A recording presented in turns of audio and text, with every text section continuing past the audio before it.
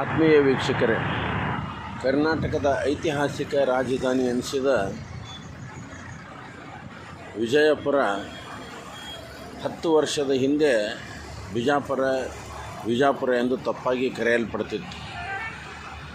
ಜಿಲ್ಲೆಯ ಜನತೆಯ ಹೋರಾಟದ ಫಲವಾಗಿ 2014ರಲ್ಲಿ ಇದು ಐತಿಹಾಸಿಕ ವಿಜಯಪುರ ಎಂದು ಮರುನಾಮಕರಣಗೊಂಡಿದೆ. ಮರುನಾಮಕರಣ 10 ವರ್ಷ ಆದ್ರೂ ನಮ್ಮ ವಿಜಯಪುರದ ಸೈನಿಕ ಶಾಲೆಯ ಬೋರ್ಡ್ಗಳು ಮಾತ್ರ ಇನ್ನೂ ವಿಜಾಪುರ ಅಂತಲೇ ಇದೆ.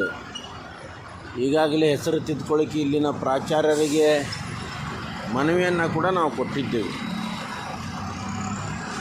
ಕೇಂದ್ರದ ಡಿಫೆನ್ಸ್ ಇಲಾಖೆಯ ಅನುಮತಿ ಬೇಕು, ಆದೇಶ ಬೇಕು ಅಂತ ಅವ್ರು ಹೇಳ್ತಾರೆ. ಮಾನ್ಯರೇ, ವಿಜಾಪುರ ಅನ್ನೋದು ವಿಜಯಪುರ ಎಂದು ತಿದ್ದುಪಡಿಯಾಗಿ ಆದೇಶ ಆಗಿರೋದು ಈ ದೇಶದ ಘನವೆತ್ತ ರಾಷ್ಟ್ರಪತಿಗಳ ಆದೇಶ ಇದೆ.